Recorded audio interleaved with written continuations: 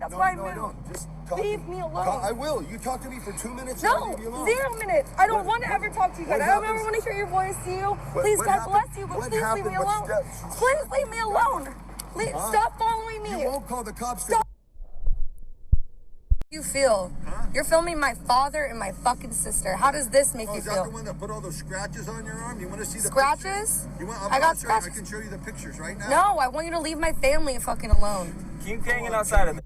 All right, notice how this guy is stalking her. He goes where she is, right?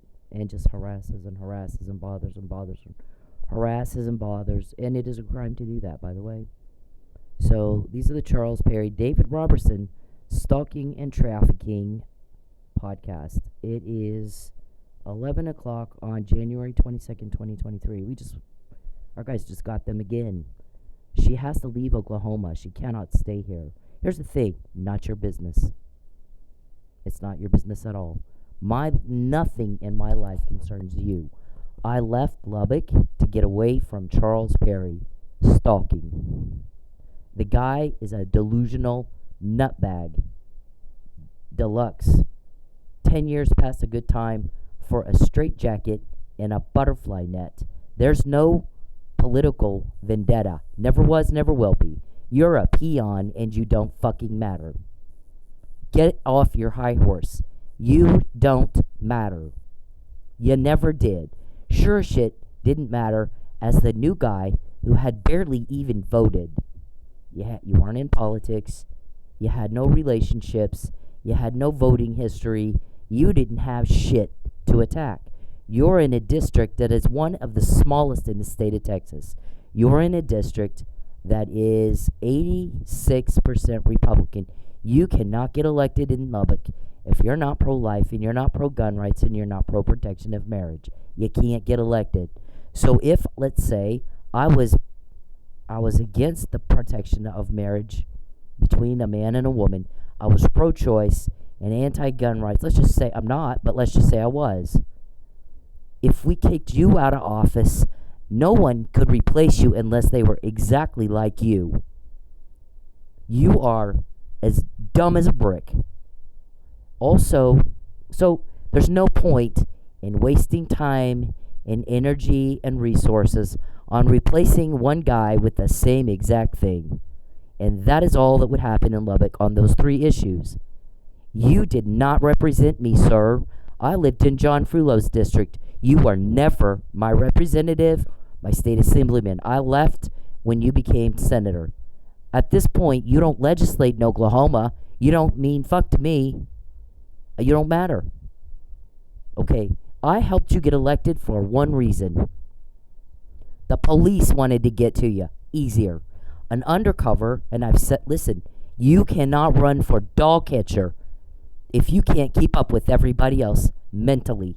If you're mentally incompetent and you fail to understand what people say to you and you fail to respond appropriate like you understood, and people got to say the same thing to you over and over. Nobody in politics has time for that. Nobody. I worked in government reform, federal, not state, most of my life. My granddad was an elected official, okay? I've been in politics all my life. It is extremely fast-paced. No one has time to repeat the same fucking thing for you that you should just know over and over and over. Nobody has time for that. You have no idea how many people complain that you have wasted their time not understanding a word they say and failing to respond appropriately to what they're saying, and the need to say it over and over. Stop it. Just stop it. I don't like you. I do not like men who peep and are voyeurs. That is a criminal act. It's a criminal act for a reason, and you are one sick fuck for doing that to me. The same thing with cloning my phone. The same thing with going behind my back to talk to my family. I never introduced you to my family. There's no damn way I would have taken you around my family. You had no right to do that. You do not have the right to invade my privacy. You do not have the right to call people I work with. You do not have the right to cause a problem. You do not have the right to my car.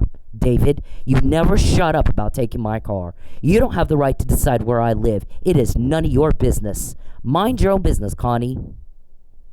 You are unbelievable. No one picked this fight but you. I came here not to have a fight. I left Lubbock in 2013. Then I had to leave Dallas in 2014.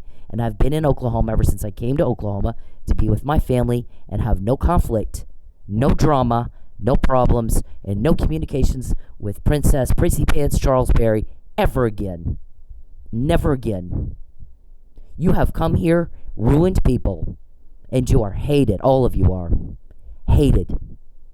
We get the help, not you. It has been that way for 10 years. David, we have always controlled the flow of information. Always. You know why? People are sick of you.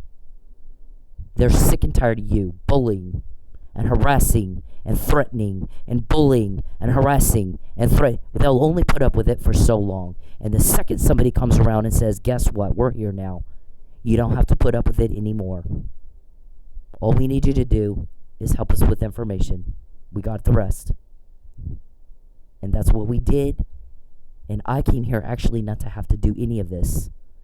You came here, you picked the fight. You don't even know who you're fighting. Nobody will call you back. You're not worth it. You don't matter. You know who matters? All the people you've ruined. All the people you've hurt. Every child you raped or caused to be raped for profit, personal profit. Stalking, trafficking, prostitution, drug trafficking, obstruction of justice, perjury, destruction of evidence, witness tamper. All of those are crimes. Racketeering, money laundering, all this shit you guys just get up and do every day and think everybody's just supposed to tolerate it. And we said, absolutely not. Not in a civilized society. Not in the United States of America. Absolutely not. And I'm sorry that Oklahoma law enforcement has been such a failure to the citizens that they just let this go on and on and on and on. And it took somebody from outside the state to come in and get the job done. They're getting it done. We don't need your permission. We don't need your consent. You're part of the crime. You're part of the solution or you're part of the problem. And if you don't want that to be your reputation, then work. Get busy working. You got people to arrest in your jurisdiction for stuff they've done right up under your nose. So get busy working. Let us see what you can do. Because right now what we're seeing you do is the best I can do in my career in law enforcement is be the bitch of a sex weirdo. And that's all I got. And that's my legacy for my kids. I'm going to tell you something. This shit always comes out one way or the other. You have a delusional, mentally ill man. That mental illness is not going to get better. It will only get worse. Things start slipping out. They start making mistakes when their mind goes wacky. And I understand David is not far behind. That we have heard y'all say, he's not making sense either. He's saying some whack job things too. Okay, you got that. You got criminals who start making mistakes. And somebody's going to get their ass. And then you got to sit around and go to the media and explain why you fucked up. And more people got hurt. Mr. Perry, when you inquire of me, you have fucked yourself up more than you will ever know. You never get the information. I will never help you. And why you think I would help you speaks to your delusion, sir. It supports the belief that you are 10 years past a good time for the nut house. So, she's telling this man, how do you like it when your privacy is invaded? Basically, how do you like it when somebody has got a camera in your face? So, let me back up. With the cops, did you want this to come out? And then you got to explain it to your kids and your grandkids? Or it happens after you die and they're stuck with your reputation long after you were gone, because a lot of times that happens. You are a cop. You ought to be able to tell this is not going to work anymore. These guys are repeat offenders. They're not going to stop. They're going to make more victims, and they're going to hit a glitch. They're going to hit a department. They're going to hit somebody somewhere that isn't going to just cover it all up for them. And then we're going to have to explain why we let this just go on and on and on. And you should know that. If you're a police officer and you're a prudent, reasonable thinker, you ought to be able to, you ought to be able to know that. You can anticipate future outcomes based on past events. If you can't learn from history, you're destined to repeat it. These guys always get caught eventually. And then you got some dumb cop. He has to explain why he fucked up. And more people got hurt, and someone else had to do their job for them. Unbelievable. On Netflix is one example of that. The little girl said, "You don't have the right to ruin my life. You don't have that right." And the guy apologized to her, but he didn't just ruin hers. He ruined everybody who was raped after her. Because they could have put a stop to it right then and right there, and they failed the citizens they are supposed to serve. They get paid. Everybody gets money from the taxpayers to keep us safe. And if you can't do that, please fucking get a different job. Please get another job. Excellence is the bar, by the way. The law enforcement code of ethics. Have you read it? Google it. It's on the internet. International Chiefs something. Read it. Uphold the law. You're held to a higher standard. I'm raised by police 4 generations. We were held to a higher standard. Grandkids were held to a higher standard because of who my granddad was. More was expected of us. We were just little kids because of who he was. So if you think more is not expected of you, you're off your nut. And you're too stupid to be a cop. We trust you. We trusted you with our safety. And you failed us. And you failed Lucky Miller. And you failed Mike Neely. And you failed those kids. And you failed the kids in Houston.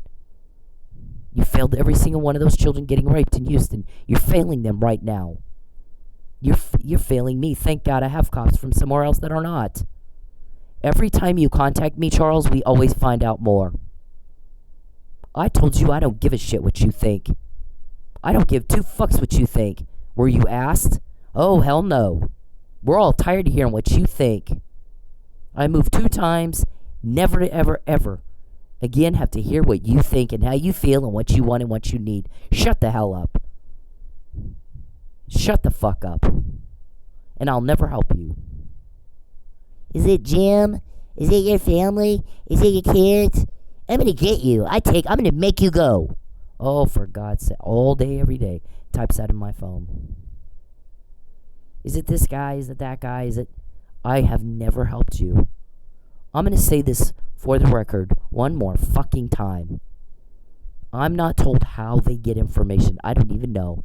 I don't know what comes from a leak, what comes from sort of a wiretap order of some sort. I don't care. It's a need to know. I don't need to know that. Right now, you need to comply with the law and shut up. I wouldn't help you if I didn't know that, but as it turns out, I'm not told that. I wouldn't help you if I knew. We all want you gone. Why can't you get that? If you want to run for office, politics is very fast-paced. No one has time to get the finger paints out for you and help you understand. And then repeat it over and over and over. Keep the fuck up. You're not mentally competent to run for shit. If you have to have the same thing explained to you over and over and over, I will never help you. We all want you gone. Nobody understands why you think I would. Nobody understands why you think I would, give you a little clue. Fucking delusional. All right, so this guy right here, she's telling him, do you like it when somebody puts a camera in your face? How does that feel when someone does it to you? Totally doesn't get it. It goes right over his head. You want me to go get the pictures I have of you because I'm stalking? Charles does the same thing. I got pictures of you. Right, in Oklahoma, thousands of miles away from your home in a different state. You got pictures of me. And you've been accused of stalking. Do you not know what you just said? Dum-dum. You have pictures of me in another state, thousands of miles away from your home, because you're a stalker. We did say, I told you so. Do you like your privacy being invaded? the way that you invade mine? Because until you get the fuck off my back, the same thing's going to be until they put you in jail. He said, I will do it for you if you're too stupid to do it yourself and act like a big boy. This guy is nuttier than a fruitcake, so are you. You're just the same. You're no different. You're actually worse. He's watching her walk down the street. I'm in my house. You have the most... Listen, when you invade my privacy, they invade yours. Do you like that? When you contact me, everybody gets really pissed because you're so disgusting. Invading my privacy and trying to talk to me. And so it gets very, very busy for us in typing up what you just said. You have to like getting caught. Because if you did not like getting caught, you would get out of my privacy and get the fuck out of my life. Your crime gets caught only when you do it to me. You're not mentally competent to serve as dog catcher. You are disgusting. It is illegal to watch a woman in her home. It is rape. I don't like it. You do not have my consent. You never did. You've been sent an invoice, as a matter of fact, $1,000 a day for using my body for your pretend love life and your entertainment and your profit, and $2,000 a day for doing it without my consent. You're about to go to jail for this. Okay? Witness tampering. He can make a witness tampering case on everything you do. All of you. They want me in that courtroom to testify against you. Nice and healthy. Nice and safe and sound. You fuck with that at all, it's your deal. It's your problem, isn't it? Hit the road. I also said, stay the fuck away from my family. So don't you dare ask me if my family's a leak. Again, I'm not told that. Wouldn't help you if I was. We all want you gone. Everybody's sick of y'all. You're just not understanding just how sick of y'all they are. Everybody's sick of you. They have been. McNamara email was the first that you know of, but not the first. Every day we quote you. We've got your people's names. We've got your code words.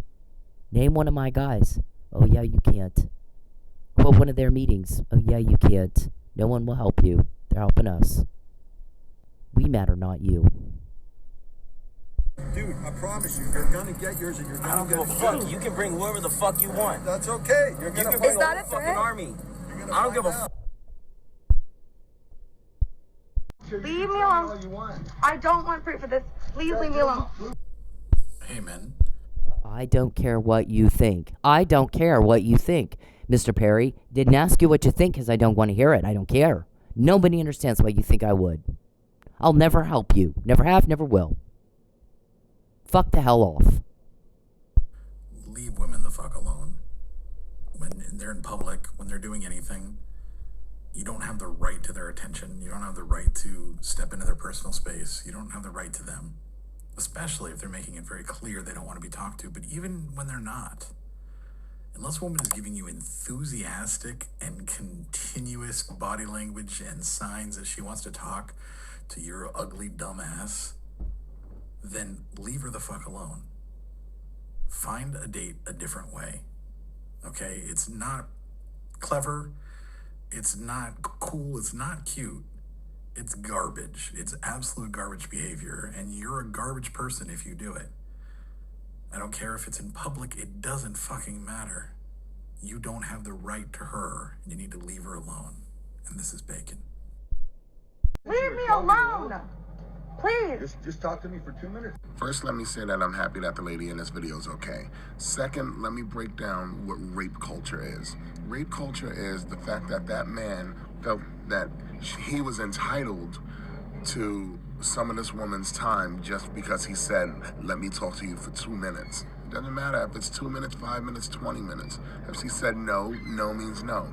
Rape culture is the comments that she has on her video about how she should have just spoke to him or dressed differently. Rape culture is me taking the heat for calling out other men for their terrible behavior.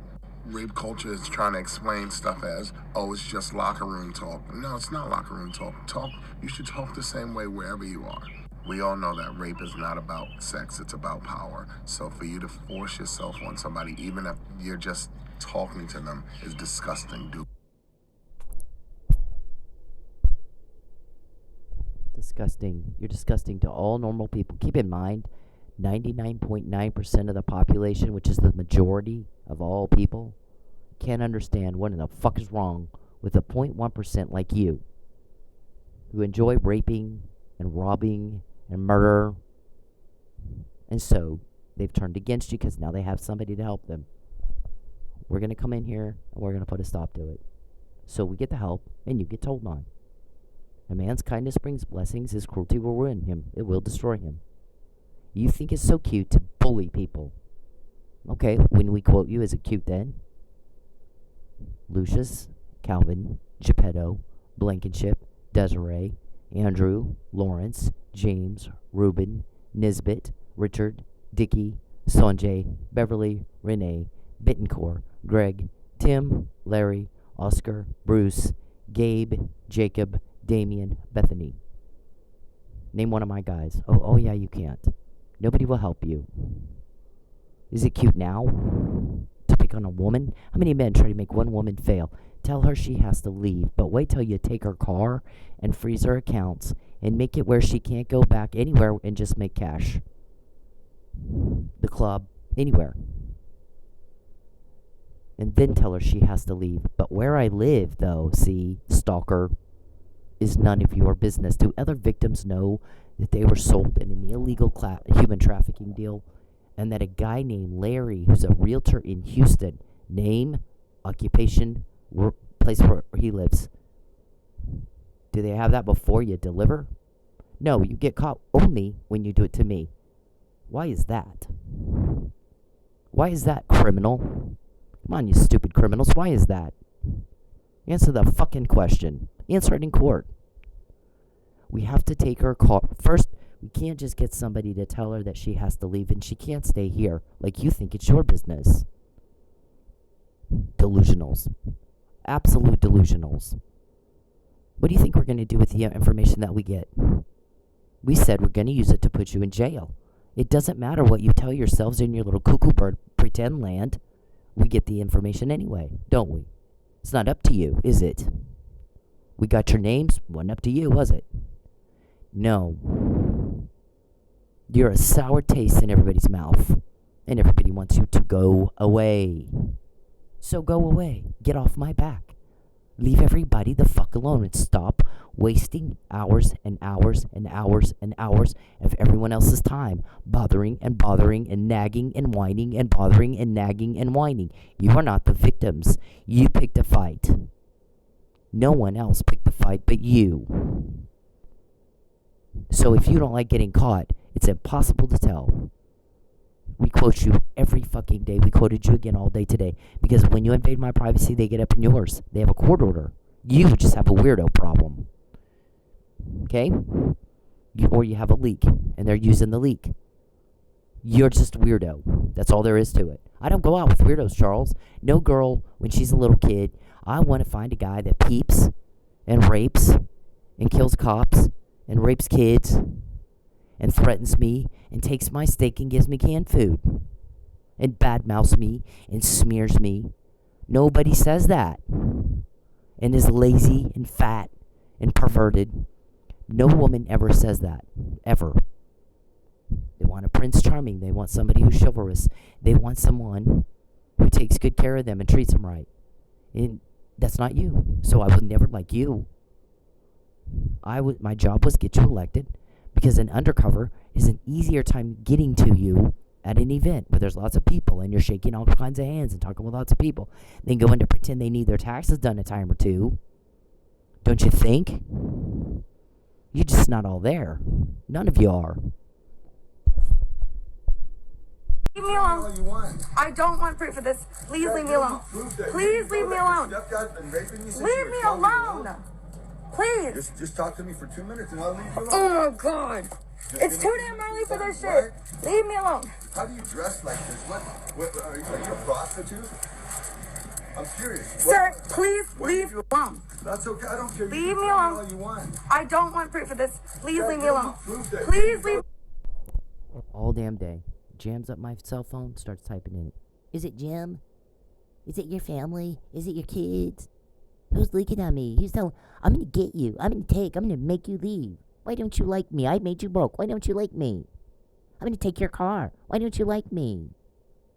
Oh my God. All fucking day. Very hard to get anything else done. Then the guys are like, type this up. Type this up. Very, very hard to get anything fucking done. Leave me alone. Stepdad's been raping you since you Leave were me 12 years old? alone. Please. Just talk to me for 2 minutes and I'll leave you alone. Oh my God. It's too damn early for this shit. Leave me alone. How do you dress like this? What are you a prostitute? I'm curious. Sir, please leave me alone. That's okay. I don't care. Leave You can me tell alone. all you want. I don't want proof of this. Please leave me Give alone. proof that Please you leave me know that alone. your stepdad's been raping you since you Leave were me 12 years alone. old? Can you tell if it's her? We need to make a positive ID. Can we tell if that's her or not? Constantly. You recorded saying that. Type it up, Sin. We can't wait to see what they do.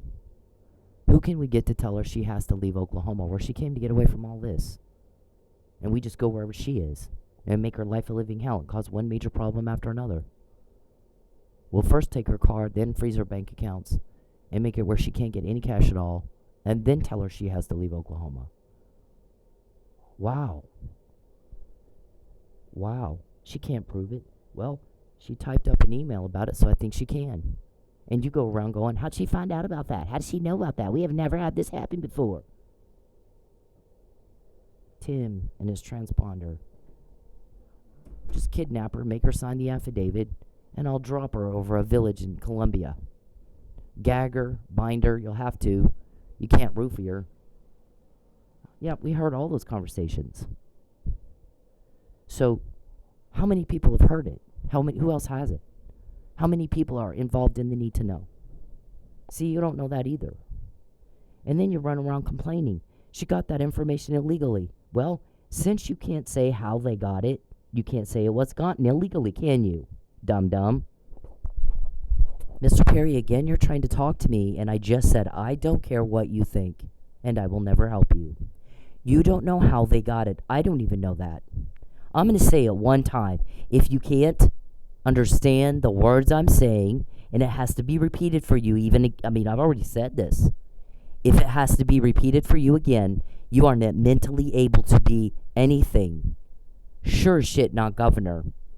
That is a very fast-paced world. Nobody has the time to get the paints and the crayons and the Play-Doh out for you to help you understand what those words mean and then repeat it for you over and over and over. So you're not mentally competent, sir, to serve as shit. You're not. You can't understand a thing anybody says, and everybody has to repeat themselves for you, and the irritation with that is at a fever-pitched level. Fever-pitched. People are tired of you wasting their time. You get out of my privacy and shut up. I don't want to hear it. I don't care what you think. Did not ask you, Connie, did I? You never shut up. I don't care if you like what I'm saying or don't like what I'm saying. Did I ask you, Connie? I did not. No one cares. Every time you contact me, we always get more because you're making people mad. Mad as hell. You pose a threat to me or my property, we find out before, not after. You're running around saying, how did she find out? You're running around going, this never happened before. It has every day for 10 years. It has every day, all damn day, for a decade. So don't run around going, this never happened before. This never happened before. Oh my God. Okay, the other thing we heard y'all talking about is we need her to be more specific about what's going on at her work so we can make a positive ID. And to that I say, yeah, no, I don't think so. We need her to be more specific on things that she talks about at work. And we've tried to prompt those kind of conversations. And I'm going, yeah, again, if you don't have a CIA level person to sting on me, don't waste your time. And don't piss me off by insulting my intelligence and my skill set. Don't do it anymore. You've done that a lot. And it just makes me I get furious. I've done this for 10 years, Mr. Consueler. 10 years, Mr. Powell. 10 years, Mr. Roberson. 10 years, Mr. Perry. I got this. You've not gotten fuck out of me. I've walked out with all kinds of intel, all kinds of shit, because I'm trying to prove you're stalking me. You're communicating with people that I work with, and you have no business doing that. You know who isn't in Oklahoma all the time? You know who doesn't know a soul that I work with? Steve Massengale, John Steinmetz, Dan Pope, Jason Moore. So why do you? Why the fuck do you? Get off my fucking back, weirdo.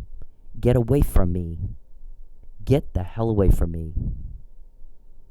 I don't want a damn thing to do with you. You do not fit into my crowd at all. You're nothing that I want. Our shrink said that a long time ago. She has flat said, here's what I'm attracted to in men. Here's what repulses me about a man. And frankly, that would repulse any woman. Peepin' Tom hacked her stuff, went behind her back and talked to her family, badmouths her everywhere, keeps trying to put her in jail, keeps trying to traffic her, keeps trying to, cause us one problem after another. This guy is an asshole. So what he's trying to attract is deviant men. He's surrounded by them. He repulses women. He's not into women. Because we don't look at what people say, we watch what they do. By the way, that's how you do a good sting op. You know how to get into people's subconscious minds. We'll let all kinds of things slip out. All you got to do is let people say whatever the hell they want to say. You don't have to prompt a conversation. You don't have to provoke anything. All you do is sit there and let them talk. And eventually, things will just come out on their own. You just have to be smart enough to watch for it.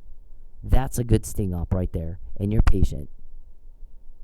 And you guys have gone at me. And if I say anything, I like this or I like that, you take it. It's gone. So you taught me to lie to anyone and everybody. I have no choice. You taught me to be clammed up and not let anything slip. You taught me, don't you dare say what they want you to say. Don't do it. Because they'll use it to hurt you. And by the way, they're going to your work. I got to go to work. I got to pay the bills. I got to eat. Then they're making your workplace hostile. They're making your workplace uncomfortable no matter where you work. And they don't have the right to do that. It is illegal to do that. It is stalking. It is a crime for you to have people in my workplace feeding you information or asking, prompt this conversation or prompt this conversation. It's none of your business, is it? I came to Oklahoma to get away from this. You're in Oklahoma all the time, Mr. Perry, so much so that your residency's in question from what I've been told. I've not seen you. I don't care to. I don't know where you are. Don't give a shit. But what I'm told is he's in Oklahoma and he refuses to leave. So in his refusal to leave,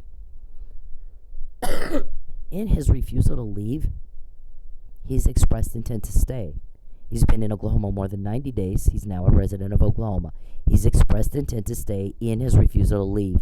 And the guy keeps whining and nagging about Texas Penal Code this and Texas Penal Code that. And the guy's been told over and over and over and over, you're not in Texas, she's not in Texas. The losses and the injuries are in Oklahoma. Look at her car. Look at the shit you've caused at her work. She's the one that's broke. She's the one that's having problems. Your cars aren't wrecked. You don't have people talking about freezing your bank accounts, not yet. Seizing your property, not yet. That will happen, I promise you, that will happen. When they're ready, remember that when they seize your property and freeze your bank accounts, then you know who they are. So until they're ready for you to know who they are, enjoy it while you can. Because they will seize it. And then you get to find out what it's like to walk outside and your car's gone. You get to find out what it's like to have no money and no food. Okay? You want to do it to other people. Make sure you can handle it if somebody does it to you. You invade my privacy. They invade yours. Do you like that? Because all you had to do is leave me the fuck alone, right?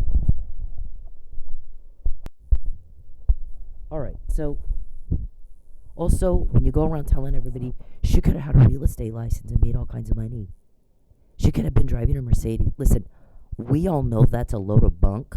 Please remember who it is you're talking to. You want to traffic me, which means you want to pimp me out. So somebody actually made a joke about it.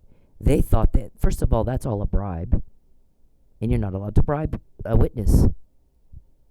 They want her to recant her claims. And they want to traffic her. And she's established that for the record many, many, many times. For a long time. That means they thought that they could bribe her with something she absolutely doesn't even want. She doesn't want a real estate license. And she sure as shit doesn't want to go get raped. So they can make a profit. And they should have realized who she was and what she was doing before they picked on her. Because everything's different when they do it to her. So talk about a lot of stupid criminals. That's what kind of man humiliates himself for this long to no avail to his own detriment for this amount of money? That is not a man.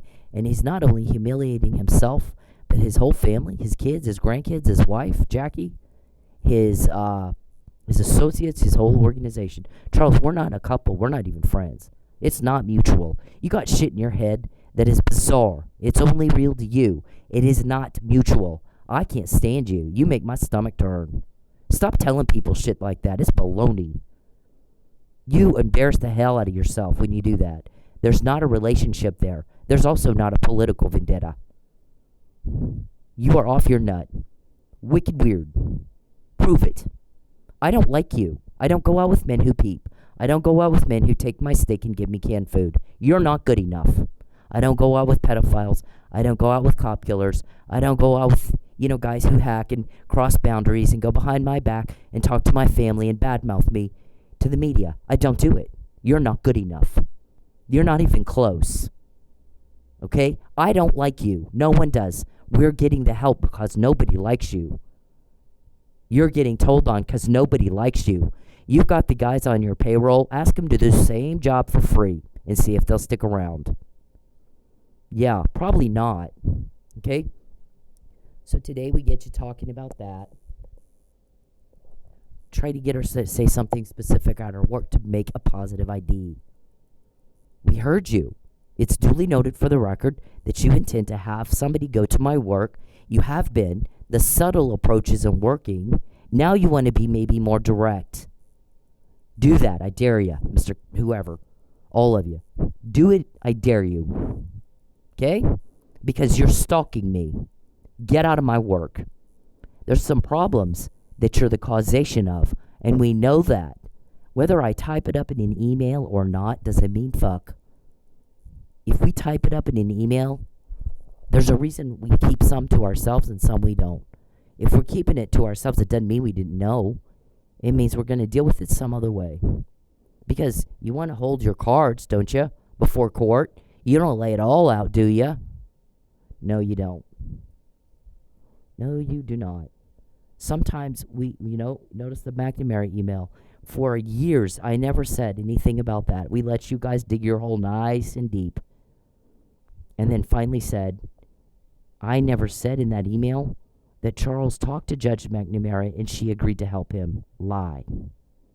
All I said was, Charles said that he wanted to use Judge McNamara to harm my son. Didn't I? Whether or not the conversation went past him and his people, we never said that. We never spoke to it, did we? The same thing with Broken Arrow Police pulling me over. We never said that you called Chief Berryhill and said pull her over, or anybody from Broken Arrow. We just said, you said how Broken Arrow Police pull her over. We never talked about whether or not anybody actually did call them. Okay? We are very careful in what we put out right now and what we're withholding for court. Okay? Surely you knew we weren't going to show all of our cards right now. Why would we do that? So we get it that you want to make a positive ID and that you've been trying to get me to be more specific, not remembering that for 10 years, every time I said something, even if it said, oh yeah, I like this, next thing I knew, the thing I said I like was gone.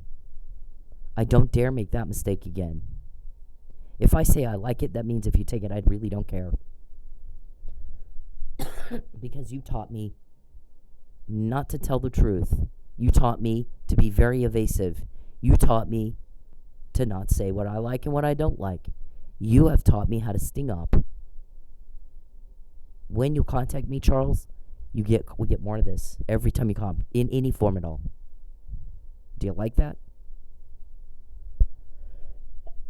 What he said is, don't invade her privacy. Don't contact her or her family in any way, shape, or form, directly or indirectly. Don't send people into her work.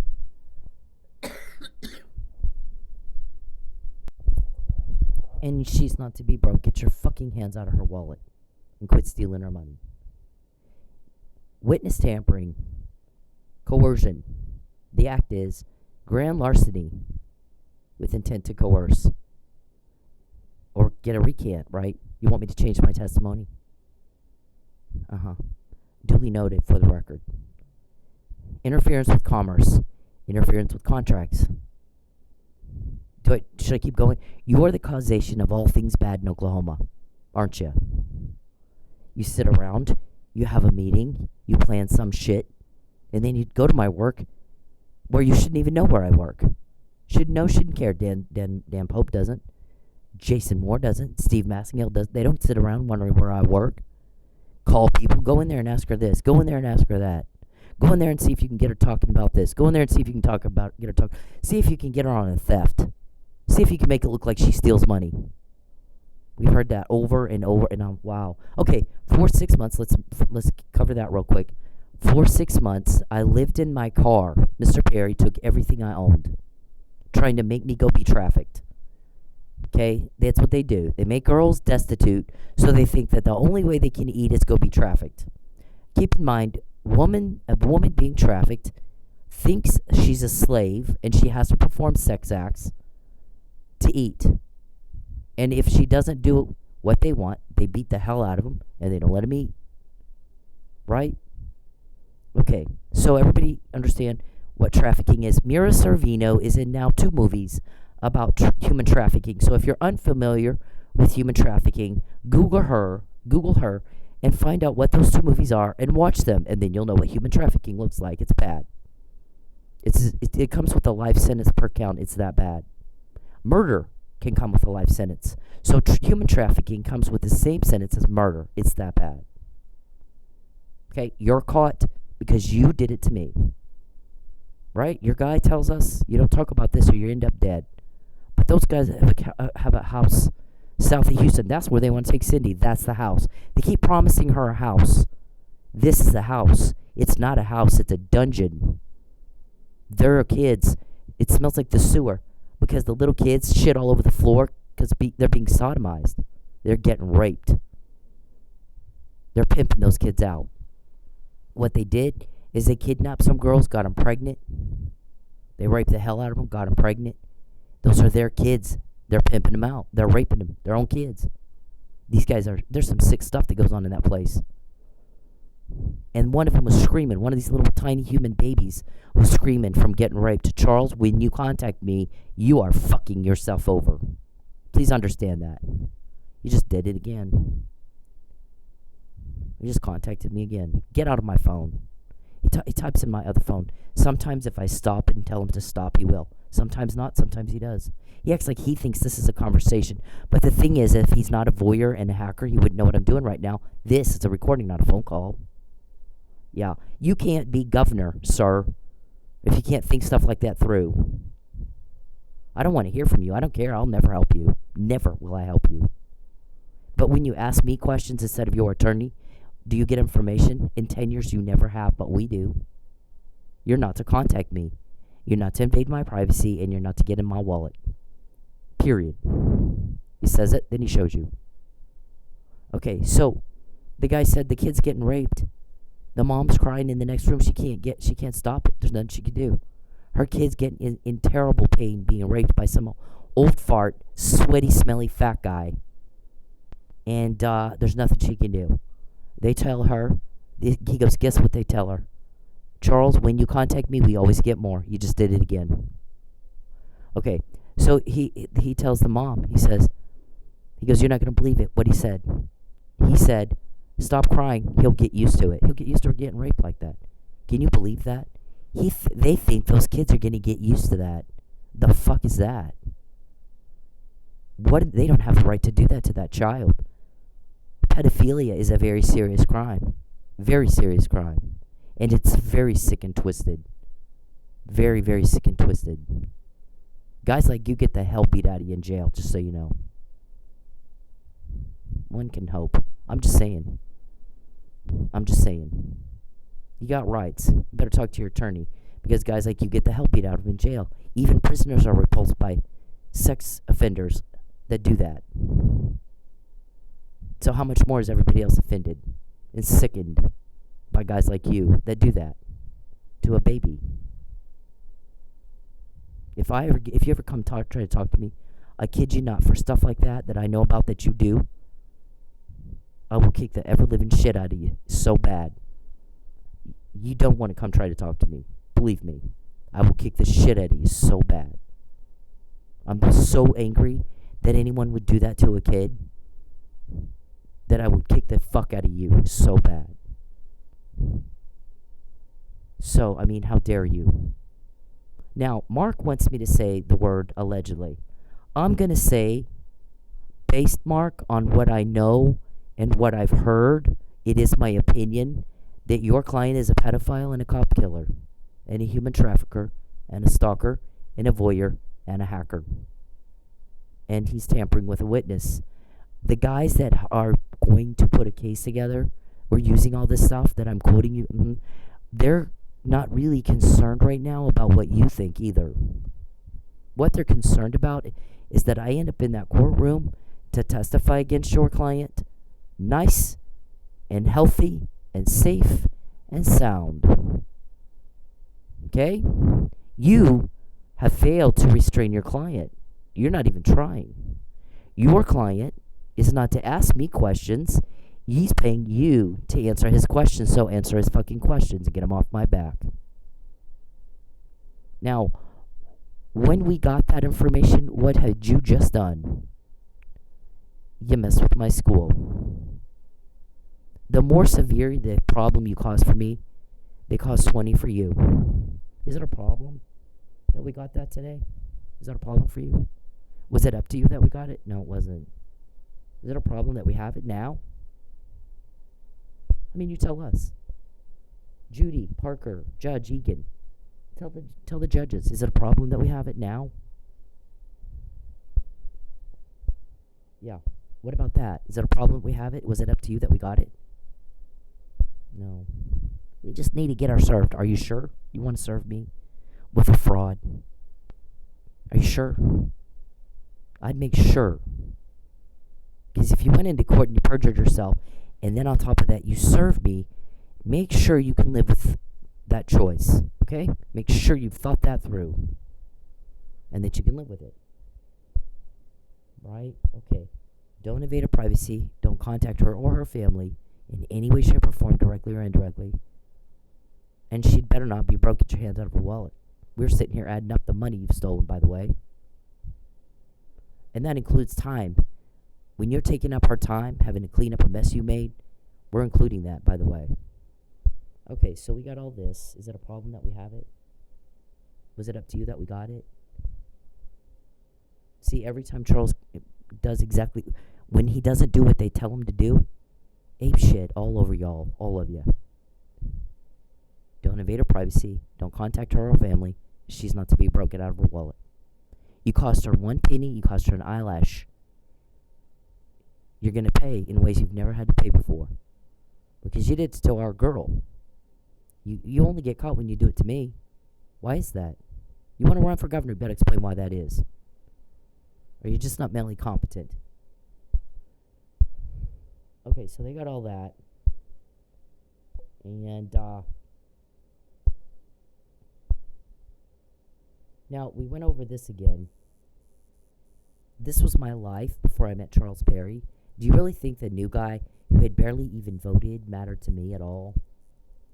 Wasn't my state assemblyman, John Frulo was. I left, then he became the senator. He doesn't legislate in Oklahoma. Yeah. Okay, so, yeah, no. This says he's threatening me with a false arrest. This says he's threatening me with death. This says he's using law enforcement to try to use the judicial system to tamper with a victim and a witness of his crime. That's what it says, pretty much. Are you giving me arsenic? Yeah. Let your life fade away. I can't promise this won't end without death and deception. Death and destruction. We noticed that he left out the word deception, which was interesting. We'll explain that some other day. He needs to explain it. Why'd you leave out deception? Okay. There's my police report. They knew that I had to file. First of all, you need a protective order if somebody's trying to threaten you with death and false arrest. You need one. That individual's a danger. Stalking is domestic violence. Please remember, you're in the minority. 0.1% of the population is a violent offender, domestic violence offender. Vandalizing cars. That's violence. Right? Voyeurism and all that. Rape. As far as I'm concerned, it's rape. Okay, so then you need a protective order, and in Oklahoma, where I lived and live now, almost for a decade, you have to file a police report. My first protective order that I ever attempted to do was denied, in part because I forgot the police report. I had the case number and the officer's name, but not the actual report, and so Judge Irick denied me because I was not in compliance with the state law of Oklahoma. So I was simply obeying the law in the state where I live. That's all I was doing. They put me in jail in Texas. See? There's my police report dated 1/21/16. Now, TPD fucked up in giving them my confidential, private police report. Right there. Who the fuck does that? Looking out for my safety, aren't they? Protecting and serving. Thank God I have cops from somewhere else. Now, they let them do this, and I was not happy about it, and they did not tell me before. And, I was pissed. But they explained to me why they did it in part. The reason is, if you're going to get somebody on drug sales, you have to let them actually sell the drugs. Okay. Look at this. And you've tried to do it again about 1,000 times, haven't you? Look at the date, 1/29. Now, does it look like they had time to investigate that? The charges were filing a false police report in retaliation for a public servant doing his job as a senator. Since when is this part of your legislative duties and what you need to do to pass a law in Texas? Explain that one, sir. And why the fuck do you think you matter politically? Yeah, you don't. Not to me. Look at who I was around before I ever met you. Does it look like you, new guy, who barely even voted, mattered to me? A seasoned, well-established in politics? Grew up in it? Yep, that's some wild delusion right there, for sure. What's the issue and where's the proof? You can't get elected in Lubbock. No one can if you're not pro-life, pro-protection of marriage being between a man and a woman, and pro-gun rights. So it doesn't do any good to spend a lot of time and resources to get rid of one guy to replace him with the same, does it? No. Yeah, you got to think these things through, and you don't, which means you're probably not competent to be dog catcher mentally. Okay, so this is when they call me asking for my evidence. Remember, in order to prove that is a false report, first of all, he had two criteria he had to show Judge Hanson for probable cause. One would be there's a political vendetta. Where's the text and emails about a political vendetta? Oh, there's not any. Here we are 9 years later, you still don't have any because there weren't any. There was no political vendetta. And secondly, that a police report was filed that was false because of this said political vendetta. And no criteria was met at all. And yet I lost my house over this. My mugshot smeared everywhere. I sat in jail for 2 months, illegally detained. And I dare you one more time to say I wasn't illegally detained. Say it one more time. I dare you. We dare you. We would love for you to say that one more time. She was not illegally detained. Say it one more time. We hope that you do. Okay? We dare you. She was not illegally detained. Say it. Where's the political vendetta and where's the evidence of it? Where's the evidence that this report was false? Because, see, in order to investigate a police report, which I had to file it by law. That was not my choice. That's the law. I was acting in compliance with the laws in the state where I live, and you knew that. You concealed that, though, probably from Judge Judge Hanson. Did you tell him? Would that have changed the outcome? Why are you still trying to talk to me? Why? You think I care what you think, and that speaks to how delusional whack job you are.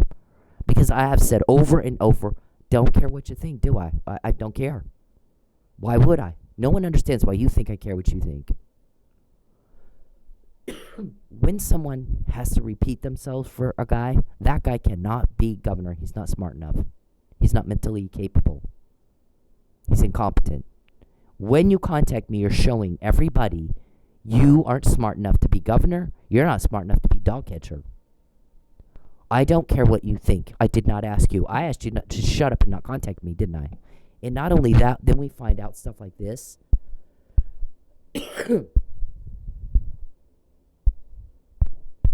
Before you do it. Every time you contact me, we get more. When you ask me for information, you don't get any. In 10 years, you've never gotten any. We do. Now, how is that mental competence? Okay, so Tulsa Police is asking me, long after my arrest, for evidence. If you want to pursue charges, I need to see the text. If you wish to pursue charges, I need to see the text. That's what she says. And then we got to take your blood and see if you were poisoned and test it to confirm or rule out the presence of arsenic. Then we got to figure out how arsenic got in you. Instead, I'm sitting in Lubbock, illegally detained. They made sure that ran its way through my system and my evidence was degraded. Then they did the same thing to Mike Neely because Mike Neely was treated with Narcan. Well, that's going to change the chemical composition of his blood, is it not? He came too. We said the same thing about him. He didn't do it. He was drugged. We said it way before, months before, depositions of first responders were taken, and they said we gave him Narcan for opioid overdose because he was about to die. Not of being hit in a fight. He was dying of opioid overdose. And, by the way, he came too when we gave it to him. He wasn't tested until after that. So he also suffered the degradation of his blood evidence. So you got a pattern. You got the same offender, do you not? Mr. Perry, you're still trying to talk to me. Why are you doing that?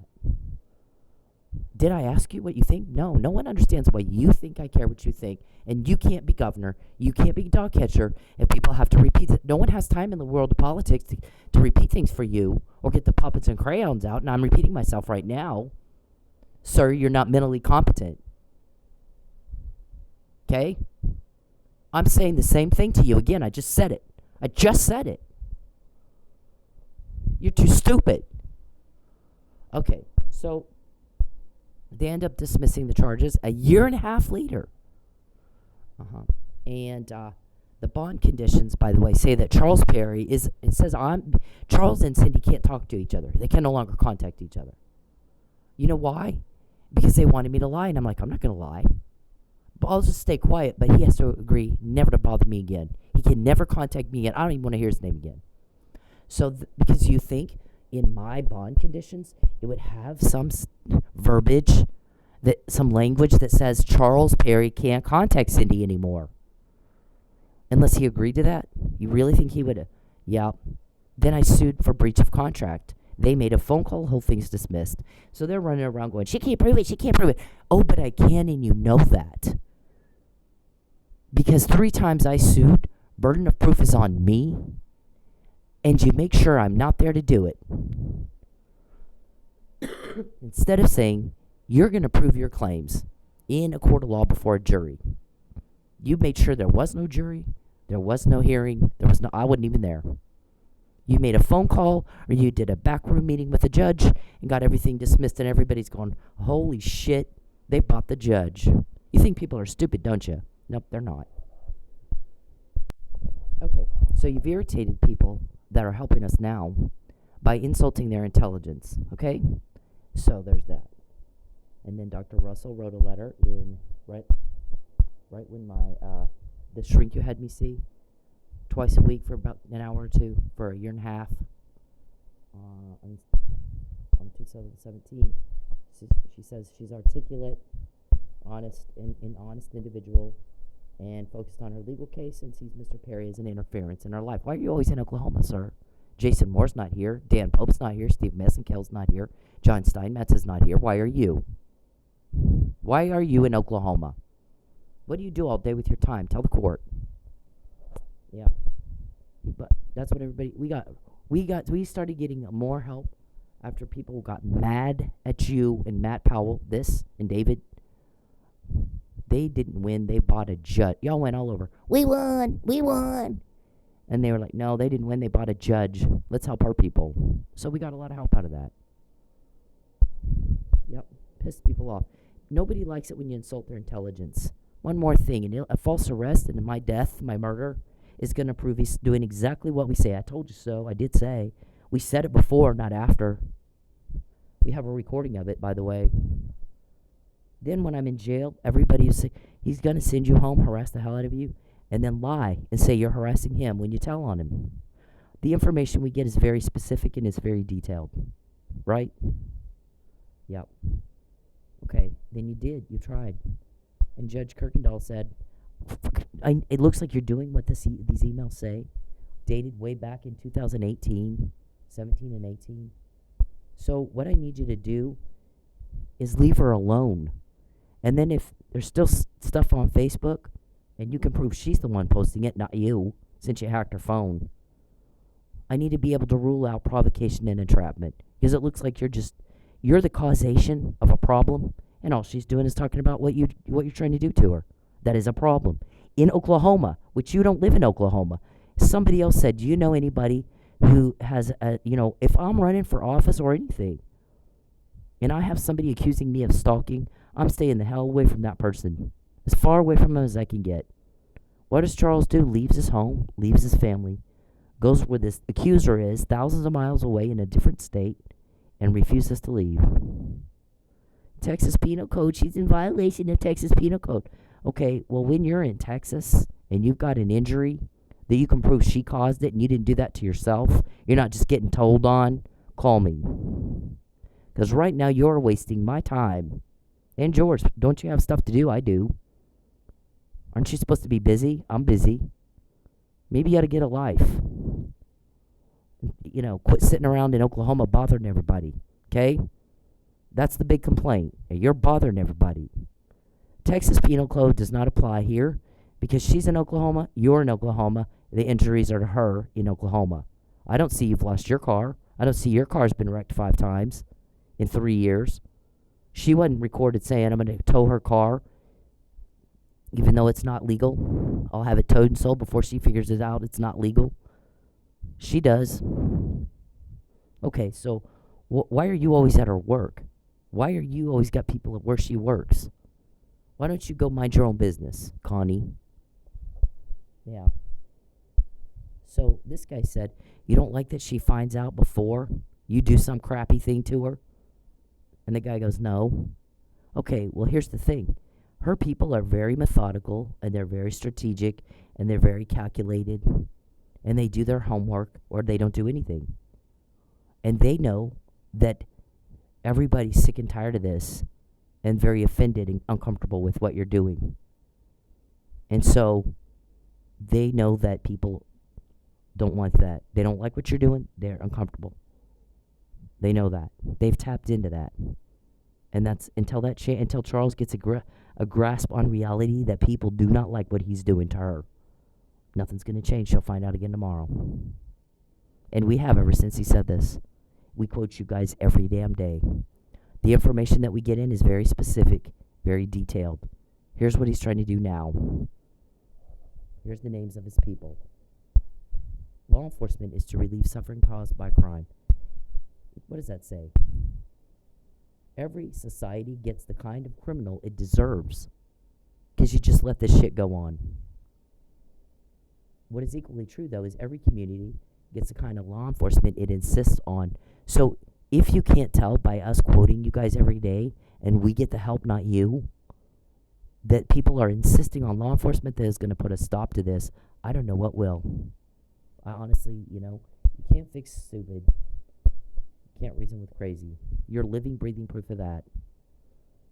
This right here was in October 2022. Our guys get one.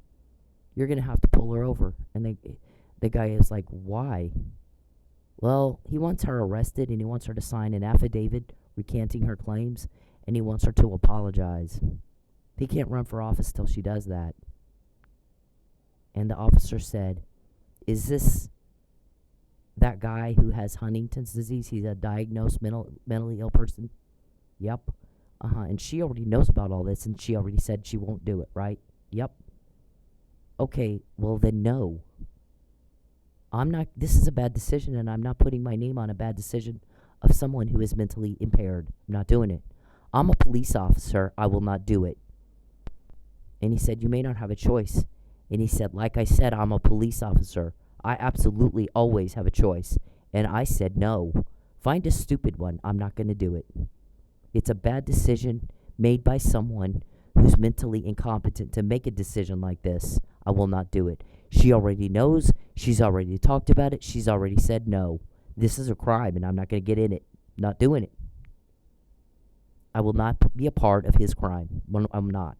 Find a stupid one. I will not do it. I'm not going to intimidate a witness in another case somewhere else. Okay? Get someone else. And he wouldn't do it. I didn't get pulled over that day.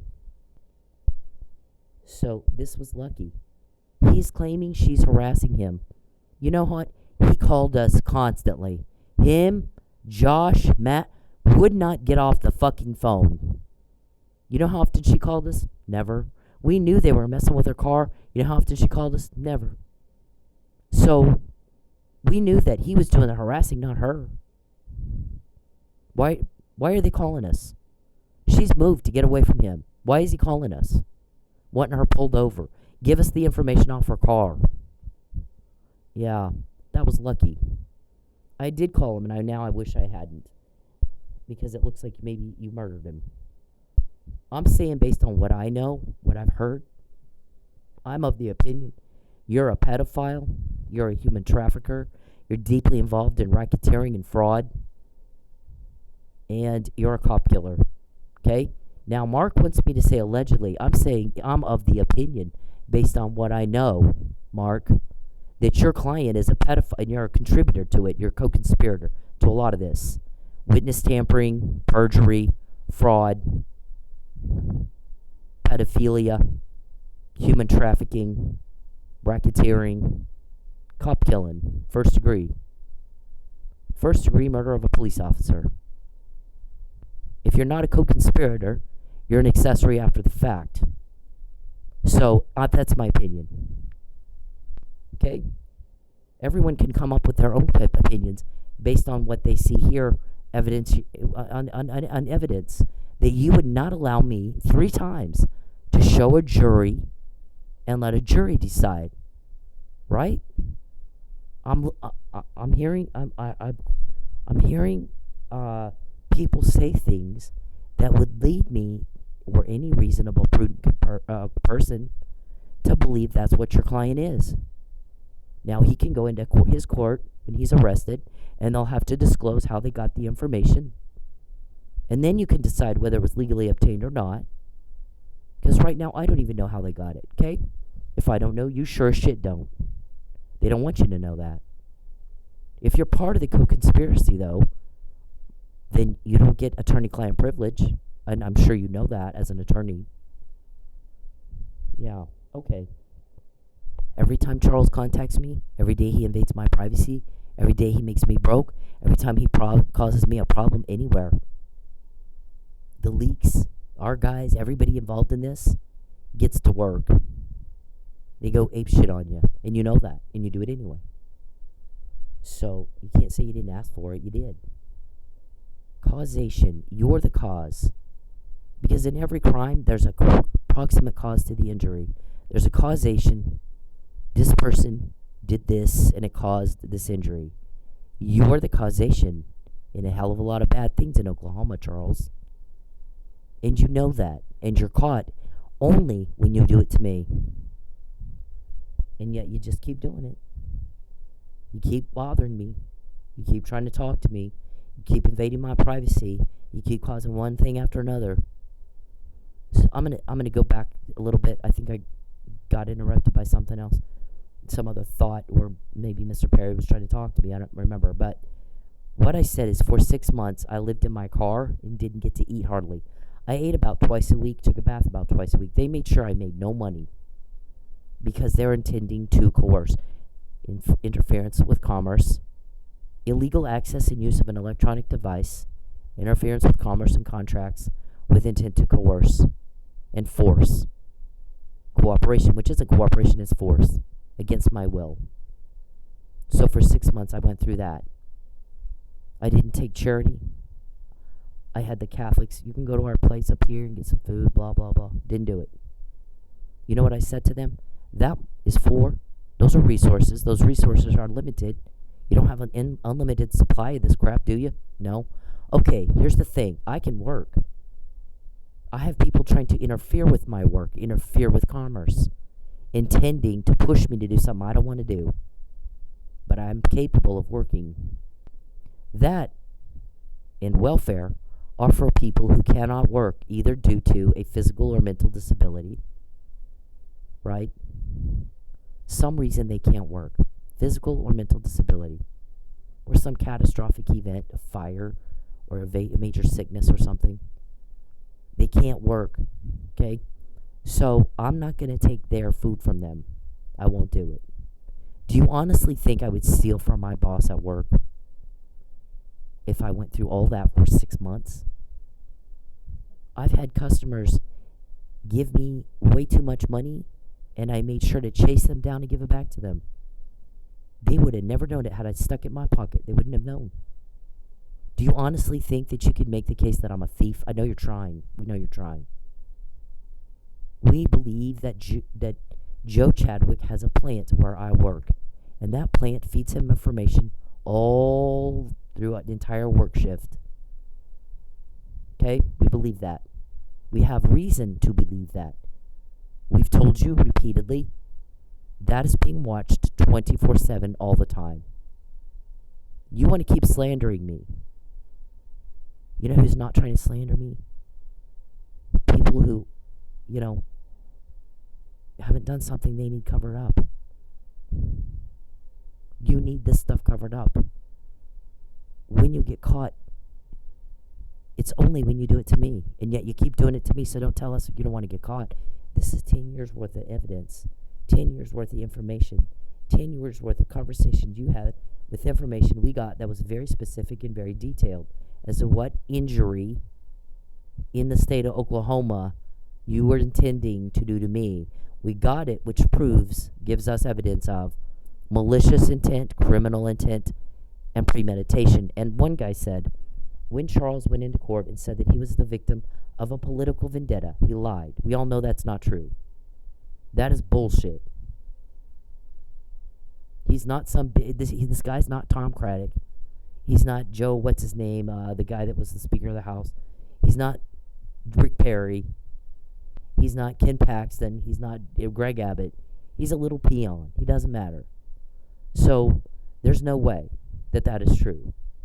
He does have Huntington's disease, and that causes someone to be delusional, paranoid. They hallucinate. They have psychosis and impaired cognitive reasoning. You know how we found out? Because somebody said, I'm sick and tired of watching what he's doing to her. I'm sick of it. This was 2 or 3 years ago. I'm sick of watching what he's doing to her. It's horrible. I'm horrified by it. I'm absolutely horrified by what he's doing to her. And he said he does not want Cindy to know he has Huntington's disease, not Tourette's, because he's telling people he's got Tourette's. It's not Tourette's, it's Huntington's. He's lying. I want you to make sure she finds out. She needs to know that. Her people need to have that. Okay? So, what you're doing is so horrifying, people, sir. We get the help and you get told on. Okay? You ask me for help, you don't get help. Never have. I wouldn't lift a finger for you. We get the help. We get the information. You're to contact your attorney if you have a question, not me. It's highly inappropriate for you to contact me. So we got all this. You invade my privacy, they get up in yours. If you don't like that, get off my back. You cause a problem for me, they cause 20 for you. They're cops. They love causing problems for criminals. Nothing makes them happier. Nothing makes them happier than to cause problems for criminals. You just gave them an excuse to do it. Let's cause some problems for Team Told On. That's what they say every day they get up. Let's see what he does today. And we're going to cause problems for Team Told On today. That's our job. We're good at it. These are names of your people. Notice in 10 years we don't have even one leak. Nobody's leaked. Do you notice in 10 years not one of our guys or your leaks or whatever have called you up and said, I'll take a bribe if you'll and tell you what you want to know? Here's how much money I expect to get for that. Nope. You haven't gotten any phone call like that, have you? Maybe the picture here, maybe the end game, the issue, the problem that is to be solved by you going to jail is a hell of a lot bigger than what you know. A hell of a lot bigger. That's all I'm going to say. Not allowed to say more than that. There's this. I'm quoting judges. How do I know you have something in Judge Parker's court? Oh, that's part of the fruit of the investigation into you. We knew that Mike Neely was drugged before anybody else said it, because that was part of the fruit into the investigation into you, sir. What you just said, we can't let her live in Oklahoma. She has to leave the state. We can't just go tell her that she has to leave. First, we're going to have to cause her to lose her car. We're going to have to freeze her bank accounts, and we're going to have to make it where she can't get cash. Starve her. And then tell her she has to leave. And we know that you said that as fruit of the investigation into you. It is witness tampering. It is illegal to do that. Let's make it look like she's a thief. How do we know you said that? It is fruit of the investigation into your crime. So is your Huntington's disease, that when we found that out. So we got all this. This is all fruit of the investigation into your crime. Okay? Why is it different when you do it to me? Why is that? See, if you cannot, look, you excluded her on the murder if you tried to alter evidence, dum-dum. I've had this since 2022. We heard you talking about it. Fruit from the investigation into you. There you go. It's not legal, but I'll have her car towed and sold before she figures that out. August 2019. Lucky was killed in November 2019. Fruit of the investigation into you. Right? Over and over and over. Get her a bus pass and make her leave Oklahoma.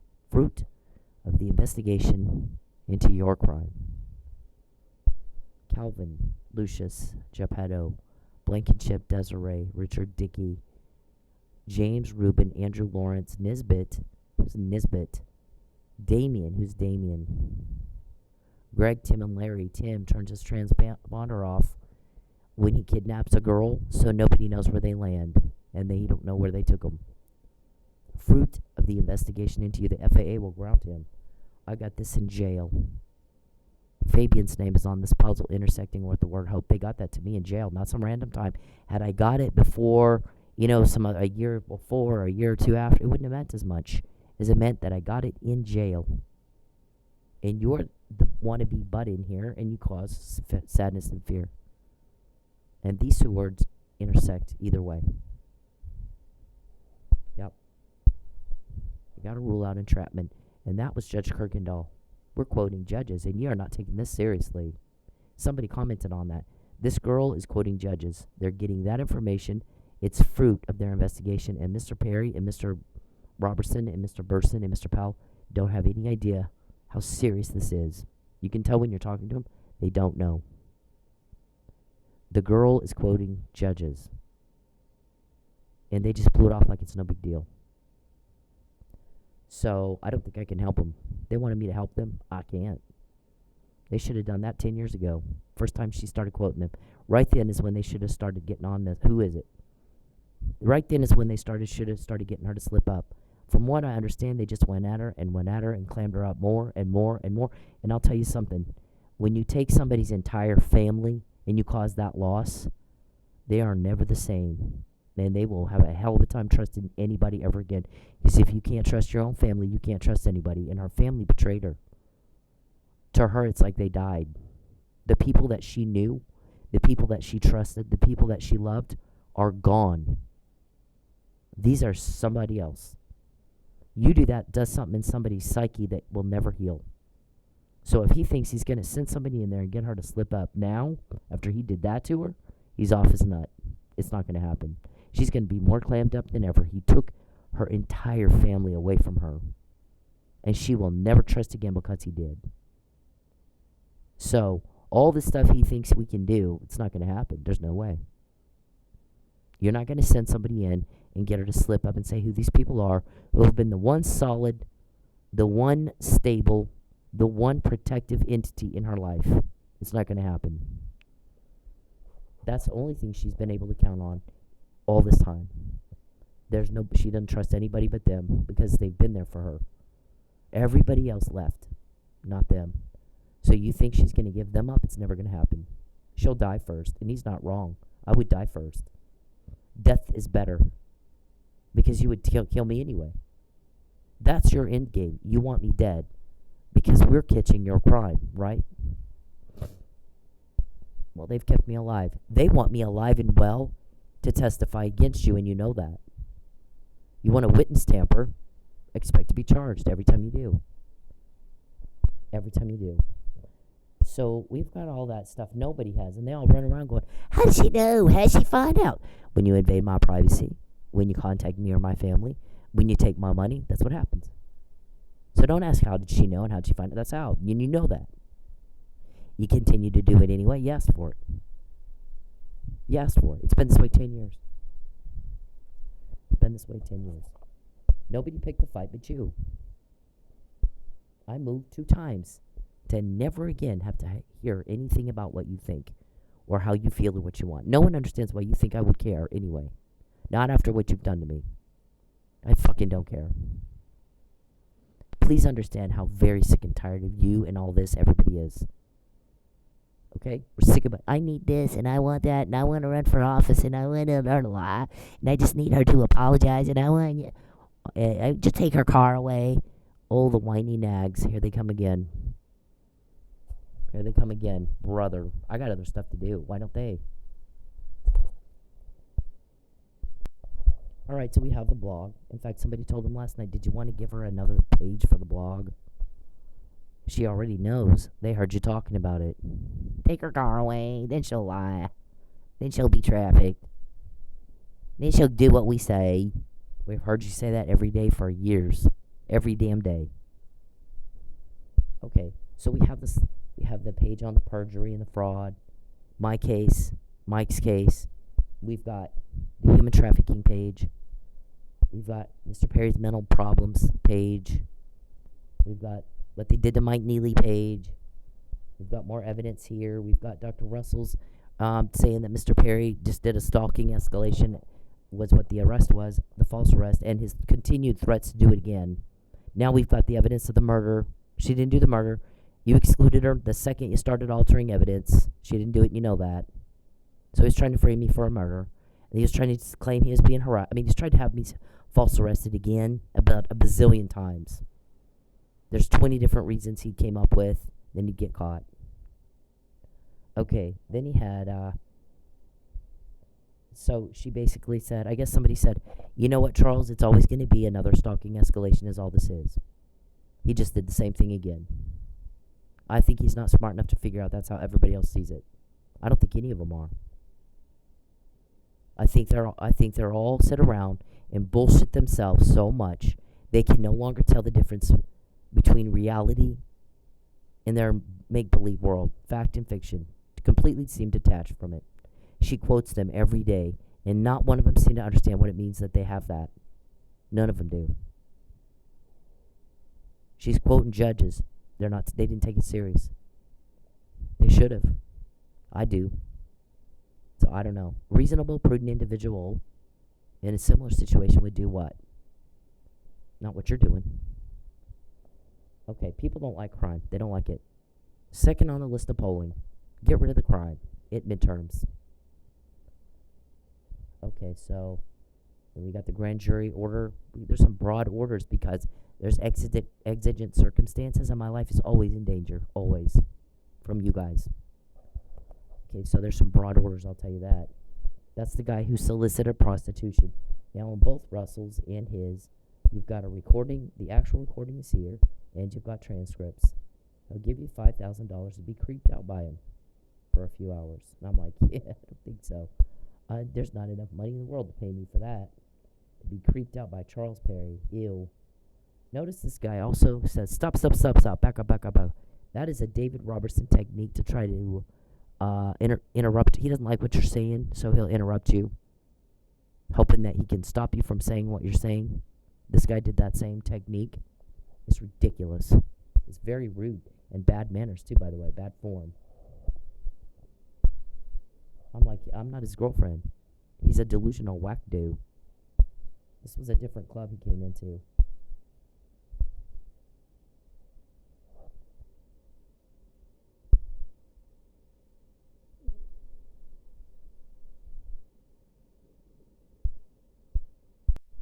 Look at that. Be $5,000 richer. Be creeped out by him. I'm like, fuck no. No amount of money can pay me for that. So we recorded this guy saying that. He came in and said, your husband sent me. And I'm like, well, I'm not married. I think you got the wrong woman. Let me find the one you want. Describe her. No, your husband sent me. I go, well, I'm not married. You have the wrong person. Who is it you're looking for? What's her name? Do you know her name? Or can you describe her to me? No, Charles Perry sent me. Oh, for God's sake. Oh, so I flip on my recorder, and there we went. Yep. Not a boyfriend, not a husband. He's a stalker. He's a whack job.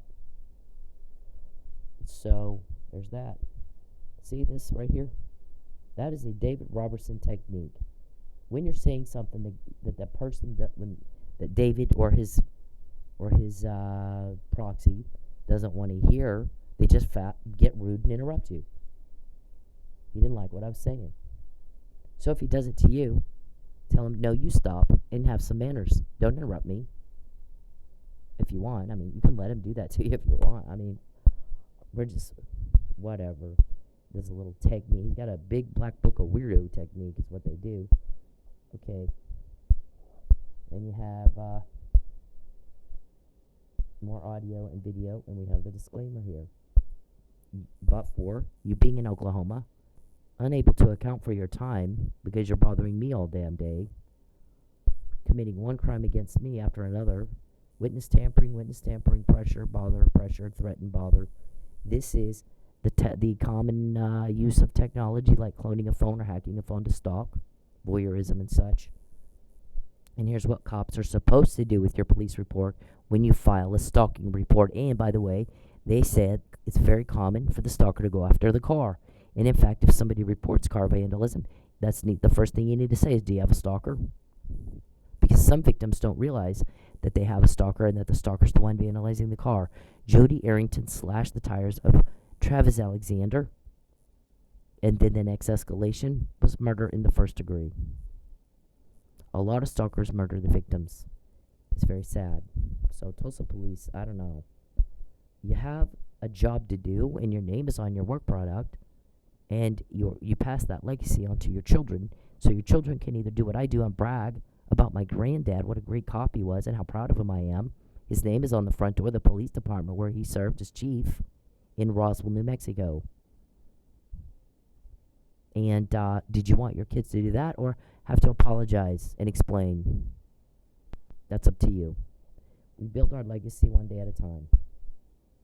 So here's the other audio evidence, and on this, we have my deposition for Mike Neely. I did not get asked, how did you know before first responders were deposed that Mike Neely was drugged? How did you know? Not one of those two attorneys asked me that.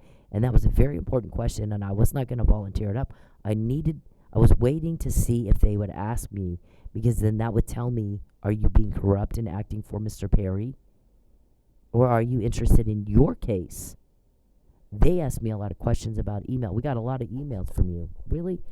Mr. Mitchell, I sent you 5, and I believe they all had evidence attached. And I finally said there's a whole lot more evidence, and I don't want to bog down your email, so I set up a Dropbox for you.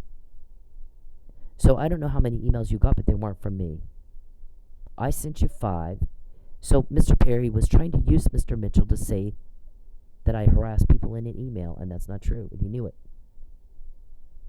So I wanted to see, who is Gene Mitchell operating for right now? Is it Charles Perry on some other case, or is it his client on his case?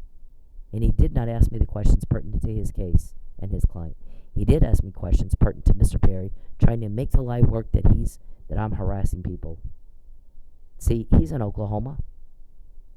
He's the causation, and but for him causing me loss and tragedy, and calling people he has no business talking to, and worried about where I work and making ID and blah blah blah, then none of that. I wouldn't have to talk about it, would I? He just doesn't like it because he's getting caught. You don't see Dan Pope in Oklahoma. You don't see Steve Massaguel up here. You don't see Jason Moore up here. You don't see Mark Ramsey up here. You don't see Tom Craddock up here. So why are you here? Why are you here? Nobody invited you here.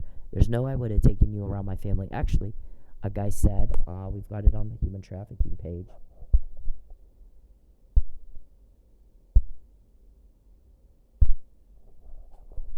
Here's the thing with her family, is I've got a female relative, and if a guy did what Charles Perry did to Cindy, if he did that to my family member, I'd have kicked his ass. So when he's coming over to their house without her, for 9 years they didn't think something was wrong with that. They're not seen in the same room, and he's telling them, oh, we're dating. He was using information that he got from being a voyeur and a hacker to make it sound like we were on a date. We've not been in the same room since 2013 in Lubbock. I can't stand him. I moved twice to get away from him. He is stalking. I said that in 2011. He is a stalker. He's coming up behind my house, watching me in my backyard.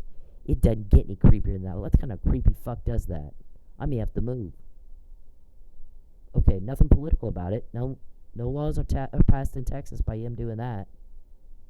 So the guy said, had this happened with my family, I would have protected my family.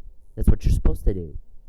So I would have told Mr. Perry, get off my property. You're a stranger. This is our family. You're a stranger. Until she brings you over here, you're not coming over here again, period. And then I would have called her up and said, he's coming over here, and he's telling us this, this, this, and this. So we need to figure out how to handle this, because the guy's a nutbag, and he's not coming over here anymore. Not her family. Her family stops talking to her, shoves her out of their lives, and have him over for dinner all the time. And then said he fooled her. Oh, he goes, I don't believe that. I'm sorry, I don't believe that word they said. I think they're cold, callous, and cruel. I think they were bought, is what I think. I think you need to start looking at how they paid for things they have. Start chasing the money. Start verifying income. Start verifying if you spent money on this, how'd you pay for that? Where'd you get the money to pay for that? Same thing with her ex-husband. Where'd you get the money that you gave her? Prove where you got it. Prove where you got it. Just like that. Because I think that there's been a lot of payments made to people in her family. And those people were hurting her. And that's not normal. There's something fucked up about that. So, there's that. Alright, so this is the letter to the U.S. Attorney after 2 police officers came to my work in 2015 and said, Mr. Perry wants us to just find a way to put you in jail. So watch everything you do in this club. We told them no. That is not why we signed up to be cops. Okay? I sent a letter to the U.S. Attorney about it in August. See? That's when they got it right there. This, my guys wake me up. Go check your taillight. He wants you pulled over. They took your taillight out. They illegally entered your vehicle, and then they vandalized it. They popped out your taillight and put a burnt bulb in. They want you pulled over. So I went and checked it. Sure as shit, I had to go get a new one. That's happened many times. More times than I lost count. Fucking lost count. This is the case Mike took crap in my trunk that was also in a room nearby where David Roberson had his employees staying, and somebody commented on that. David Roberson should have never had his employees staying 3 doors down from her. Again, if someone's accusing you of stalking, you stay the hell away from them to make sure those accusations cannot be made. What do these guys do? Go right where she is, and they refuse to leave, both of them. Okay, then they threw a brick at me on the freeway. It busted my engine in two. It was meant for my head. I went out a different way to avoid Perry's guy who was sitting at the end of the road calling down. Here she comes, calling down to the guy with the brick. Here she comes. She's leaving now. So I went out a different way, and it delayed me about 2 minutes. So instead, the brick hits the asphalt, jumps up under my car, and splits my engine in two. Totaled my car. Okay, so that's... Okay, then they hit me here at the wheel. Look for patterns. You got the same offender. You look for patterns of the crime. I can read a crime scene. And then you can identify whether or not you have a repeat offender. It's the same guy. Opioids, arsenic. Testing is not done in a timely manner. You suffer degradation, and you don't die, and there's a false arrest. Yep, twice. Okay, so they hit me there. Then this was a hit and run in a parking lot where I was at a place inside doing business. I come out and I'm, oh my God. Then they hit me here. And then they hit me again here. And he tried to hit the wheel, but he missed. This is actually from me scraping up against a trash can. This is him. Okay, the guy said, you backed into me. I'm like, I don't think I did, because I can read a crime scene, stupid. This looked to me like you're a scam artist or you work for Charles Perry, one of the two. One of those insurance scam guys. So what I'm thinking is, because there's something on your bumper, some of my paint is on your bumper. This is my bumper. There's not a damn thing on it. You can't back into somebody's bumper with the side of your car. Yeah. So there's that. That didn't go anywhere. Okay, so see where this guy is sitting right here? We have letters from other people around me complaining about these guys coming up taking pictures of me. It made them uncomfortable. I'd watch her tense up every time somebody come through the parking lot. It got that bad. We had little kids living there. This was in Manford. Okay, so instead of going, normally you'd go out to the right and go out on the highway there. The day that the guy threw the brick at me, there was somebody sitting on the other side, on the right side here. This guy's on the left. This other guy was sitting on the right. So I went out towards the left, down the road, and came back around and got on the freeway that way, and it delayed me. Jean Mitchell wanted to know how she knew his legal argument before he made it. And he knows she knew because she texted him and told him, what you're saying is not plausible. It's not even possible. We have a theory that is, and that would be that your client wasn't in a fight. So maybe we should talk, because your theory is not possible. You don't fall on somebody and with your butt while drunk or overdosing and dying on opioids cause internal decapitation, blunt force trauma to the head, and strangulation with your ass. You can't do it. That's what he said happened. Didn't even make sense. So Jean Mitchell said, I wanted to know how Cindy knew my legal argument before I made it. And I know she knew because she texted me and said, don't make that argument. It's not plausible. It's not a plausible argument. Mr. Perry just contacted me again. It is 12:53 on the 23rd of January, 2024, and that will get us more intel right there. He just asked for it again. I will never help you. When you inquire of me for information, we get information you never have. It's like you just like getting caught. I would never help you. Nobody understands why you think I would. Okay, so the first thing we said was the Escambia Sheriff's Department told Mike Neely, it appears Chief Miller was beat to death. They don't say, you have injuries here, here, here, here, and here. So we believe, because of your injuries, you two were in a drunken brawl and you beat him to death. He does not say that. He said, We believe he was beat to death. By who? So, when you beat somebody's head back and forth so hard that they die of internal decapitation, which means the skull becomes detached from the rest of the body, it is the same as a decapitation, except it's internal. So, his hands would look pretty beat up, and they're not. He's not hit in the face, he's not hit in the head, nothing. No injuries at all. The arrest report cites a red swollen right hand as being the one and only injury. He's got an IV needle in it, which would make it red and swollen. Okay. He's not going to look like this if he beat somebody to death. They died. He was in a drunken brawl. So, who beat Chief Miller to death? Whoever gave Mike the opioids, which caused him to pass out, and Chief Miller and that guy start fighting, and he starts yelling, "What'd you give him?" And he starts screaming, "Stop it!" And he's hollering out to Mike, "Stop it!"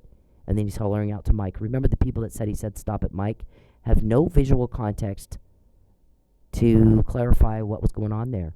All they heard is say, "Stop it, Mike." He said, "Stop it" to the offender, and he's hollering out for Mike's help, trying to get him up. This is the email. He was drugged. He didn't do it. March 2020. This was taken in May. We gave him Narcan. He came to. I read all of these depositions that were taken after we said it. No one asked me in my deposition, how did you know that? Because they didn't care. They were working for Charles, not Mike. Right? Not the people of the state of Florida. This was my deposition. Okay. So there's some reason and motive for retaliation right there. I testified via motion to intervene. There should have been a hearing to see if I had standing to file such a motion, and there was no hearing. So that's now 4 cases, which I'm kept out of the jury doesn't hear me on purpose. Intentionally, they concealed my testimony. My guys do not want that to happen. So if you tamper with me in any way, shape, or form, sir, by invading my privacy, by hacking or cloning my phone, by coming to my work to ask me for specific information to make positive ID, to falsely accuse me of a theft, to falsely accuse me of anything at all, to take my car, to freeze my bank accounts, to do anything that would cause me any kind of duress. By the way, my family cut me out of the family for 4 years. All of a sudden, we don't have a fight, we don't have an argument, they just stopped talking to me. There's no text, argument, there's nothing. All of a sudden, they just wouldn't talk to me anymore. Wow. You're going to pay for that with a witness tampering charge. They may also, because you did that on purpose to cause duress. And your guy said we spent millions of dollars and a lot of years trying to groom her family to help us traffic her. You told my cousin, when I was doing medical supplies when I first moved to Oklahoma, we shut that down. We need our dancing. We don't run an office on doctor. So he knew that you were interfering with my income and with commerce then, and he didn't tell me. That's a problem for him. You don't treat your family like that. It's cold and it's callous, that lady said. My family would never behave like that. We would all talk and we would all figure out how to get rid of this guy, and it would save them a hell of a lot of problems, wouldn't it? Okay, so they said, but at the time, Craig, her cousin, didn't know that the reason they wanted her dancing in the strip club is to groom her for trafficking. That's why they did that.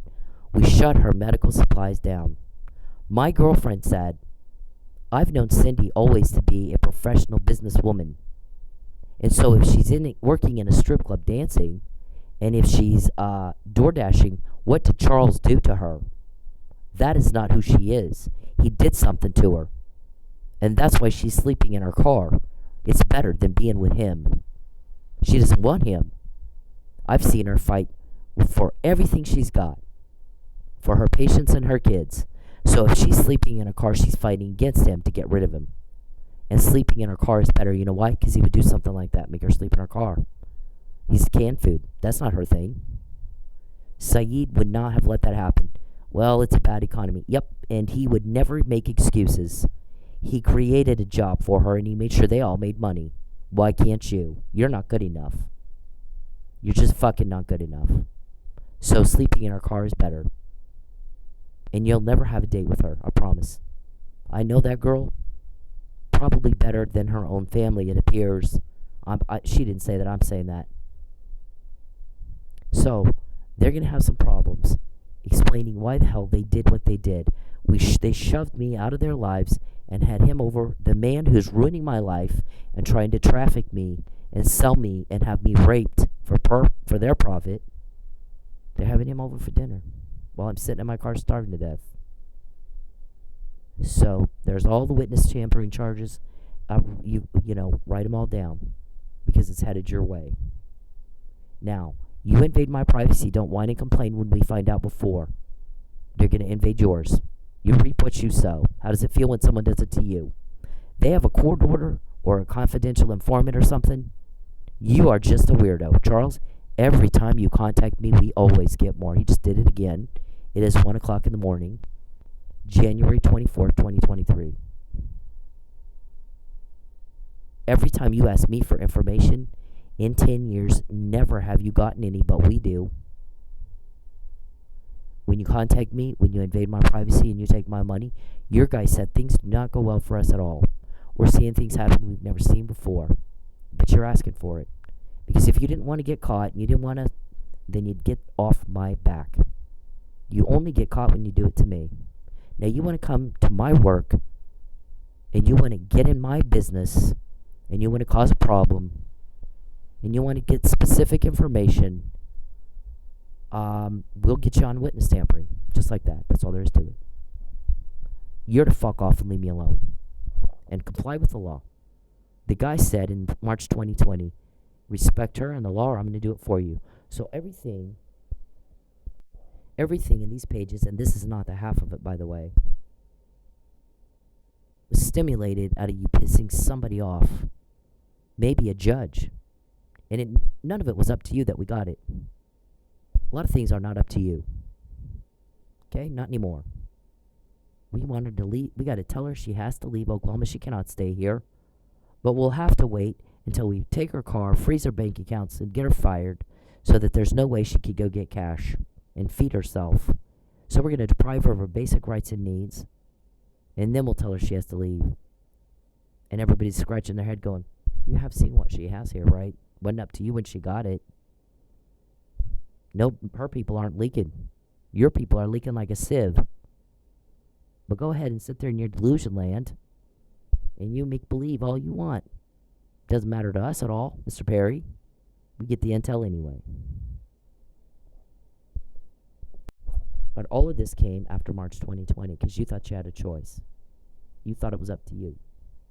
So don't run around going, how did she find out? How did she know? That's never happened before. Well, it has. Since March 2020, probably more than even before that. But McNamara email was the first. But not, it's the first you know of, but not the first. Okay? When you do the crime to me, and only me, you get caught. And why is that? All you had to do is leave me the hell alone. I don't like you. No one does. You need to understand how very sick and tired of you everybody is. We don't have any problems getting information, and nobody will call you back. You don't matter, we do. Leave me alone. I don't want proof of this. Please leave me alone. Hey, men, leave women the fuck alone. When they're in public, when they're doing anything, you don't have the right to their attention. You don't have the right to step into their personal space. You don't have the right to them, especially if they're making it very clear they don't want to be talked to. But even when they're not, unless a woman is giving you enthusiastic and continuous body language and signs that she wants to talk to your ugly dumbass, then leave her the fuck alone. Find a date a different way.